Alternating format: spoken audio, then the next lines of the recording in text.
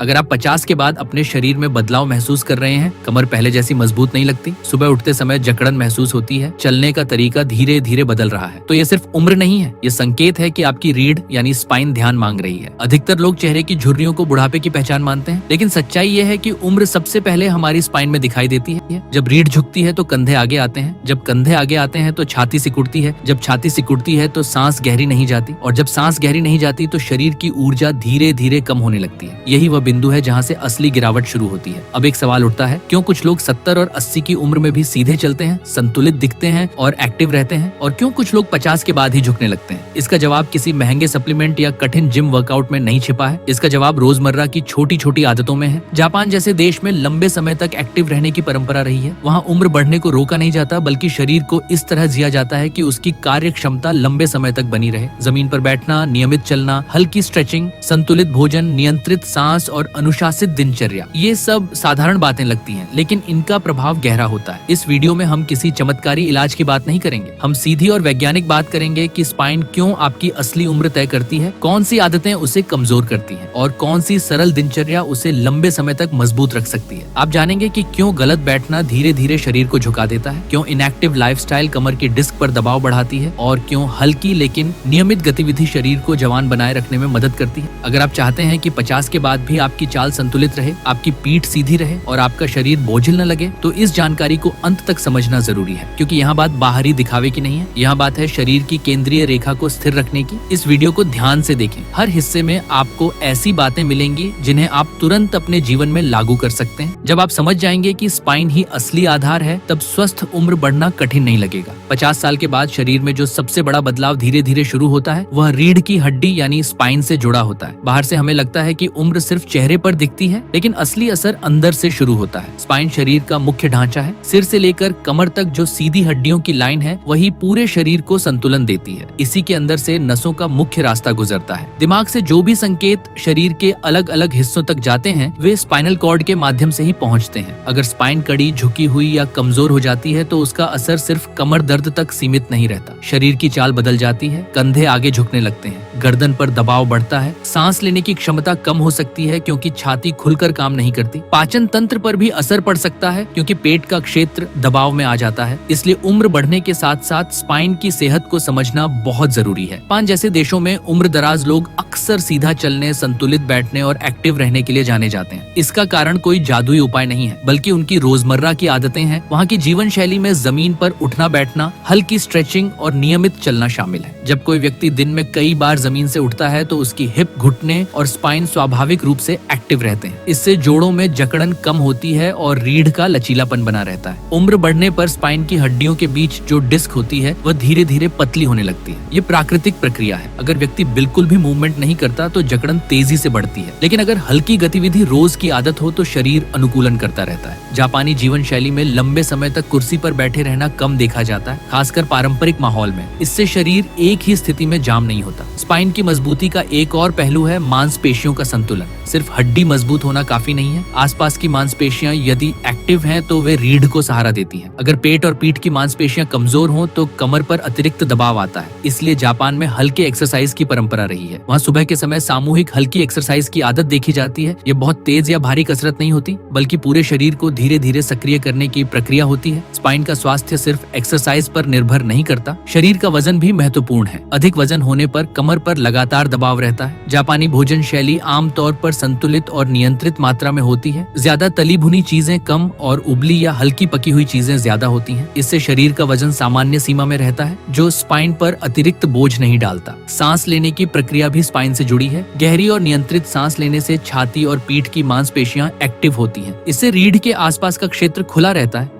जापानी लोगों में चलने की आदत भी मजबूत है। रोजमर्रा की जिंदगी में पैदल चलना आम बात है। बाजार जाना हो, स्टेशन जाना हो या छोटे काम हो, पैदल चलना शामिल रहता है। नियमित चलने से रीढ़ में हल्की प्राकृतिक मूवमेंट होती रहती है। इससे डिस्क पर रक्त प्रवाह बना रहता है और स्टिफनेस कम होती है। वहाँ सुबह के समय हल्की सामूहिक एक्सरसाइज की परंपरा रही है, जिसे रेडियो तैसो के रूप में जाना जाता है। इसमें पूरे शरीर को धीरे धीरे घुमाना, हाथों को ऊपर नीचे करना, कमर को हल्का मोड़ना और शरीर को संतुलित रखना शामिल होता है। यह तीव्र व्यायाम नहीं है, बल्कि शरीर को रोज सक्रिय सक्रिय करने की प्रक्रिया है। लगातार हल्का मूवमेंट शरीर को जाम नहीं होने देता। स्ट्रेचिंग का महत्व भी समझना जरूरी है। जब मांसपेशियां छोटी और कड़ी हो जाती हैं, तो वे स्पाइन को खींचने लगती हैं। इससे कमर में दर्द और झुकाव बढ़ सकता है। हल्की स्ट्रेचिंग से मांसपेशियां लंबी और लचीली रहती हैं। जापानी मार्शल आर्ट और पारंपरिक शारीरिक अभ्यासों में शरीर को संतुलित और नियंत्रित ढंग से हिलाने पर जोर दिया जाता है। ये नियंत्रण शरीर के अंदरूनी संतुलन को बनाए रखता है। सबसे पहले लंबे समय तक एक ही स्थिति में बैठे रहना शरीर के लिए हानिकारक है। जब कोई व्यक्ति कई घंटों तक कुर्सी पर झुका रहता है, तो रीढ़ पर असंतुलित दबाव बनता है। गर्दन आगे की ओर खींचती है, कंधे गोल हो जाते हैं और कमर की प्राकृतिक वक्रता बदलने लगती है। धीरे धीरे ये आदत स्थायी रूप ले सकती है। इसलिए बीच बीच में उठना, कुछ कदम चलना और शरीर को सीधा करना जरूरी है। दूसरी महत्वपूर्ण बात है पूरी तरह इनएक्टिव लाइफस्टाइल से बचना। उम्र बढ़ने का अर्थ ये नहीं है कि शरीर को आराम ही दिया जाए। आराम जरूरी है, लेकिन लगातार पैसिविटी मांसपेशियों को कमजोर कर देती है। जब मांसपेशियां कमजोर होती हैं, तो वे स्पाइन को सही सहारा नहीं दे पाती। इससे कमर और पीठ पर दबाव बढ़ जाता है। हल्की लेकिन नियमित गतिविधि आवश्यक है। तीसरी बात है अधिक वजन से बचाव। शरीर का अतिरिक्त वजन सीधे कमर और घुटनों पर दबाव डालता है। रीढ़ को संतुलन बनाए रखने के लिए अतिरिक्त मेहनत करनी पड़ती है। नियंत्रित भोजन और संतुलित आहार से वजन सामान्य सीमा में रखा जा सकता है। कम मात्रा में लेकिन पोषक भोजन शरीर को पर्याप्त ऊर्जा देता है, बिना अतिरिक्त बोझ के। चीनी और अत्यधिक प्रोसेस्ड भोजन का अधिक सेवन शरीर में सूजन बढ़ा सकता है। सूजन का असर जोड़ों और मांसपेशियों पर पड़ता है। जब शरीर में सूजन अधिक होती है, तो स्टिफनेस और दर्द की संभावना बढ़ सकती है। संतुलित और प्राकृतिक भोजन इस स्थिति को नियंत्रित रखने में मदद करता है। नींद की कमी भी एक बड़ी समस्या है। यदि शरीर को पर्याप्त विश्राम नहीं मिलता, तो मांसपेशियां और नसें पूरी तरह पुनः स्थापित नहीं हो पाती। नियमित समय पर सोना और पर्याप्त नींद लेना शरीर की मरम्मत प्रक्रिया के लिए आवश्यक है। यह आदत शरीर को स्थिर और संतुलित रखने में सहयोग देती है। तनाव का सीधा असर शरीर की मुद्रा पर पड़ता है। तनाव में व्यक्ति अनजाने में कंधे सिकोड़ लेता है, गर्दन कड़ी हो जाती है और सांस उथली हो जाती है। ये स्थिति लंबे समय तक बनी रहे तो रीढ़ पर दबाव बढ़ता है। नियंत्रित श्वास और शांत दिनचर्या शरीर को ढीला और संतुलित रखने में सहायक होती है। अब समझते हैं कि इन सिद्धांतों को व्यवहार में कैसे लाया जा सकता है। दिन की शुरुआत हल्की मूवमेंट से की जा सकती है। बहुत कठिन व्यायाम आवश्यक नहीं है। शरीर को धीरे धीरे खोलना, हाथ पैर हिलाना, कमर को हल्का मोड़ना और कुछ मिनट पैदल चलना पर्याप्त है। इससे रक्त प्रवाह सक्रिय होता है और मांसपेशियां जागृत होती हैं। दिन भर में बैठने की स्थिति पर ध्यान देना भी जरूरी है। पीठ सीधी रखकर बैठना, गर्दन को आगे झुकने से बचाना और पैरों को जमीन पर स्थिर रखना रीढ़ के संतुलन में मदद करता है। यदि संभव हो तो दिन में कुछ समय फर्श पर बैठने की आदत डाली जा सकती है, ताकि शरीर की स्वाभाविक गतिशीलता बनी रहे।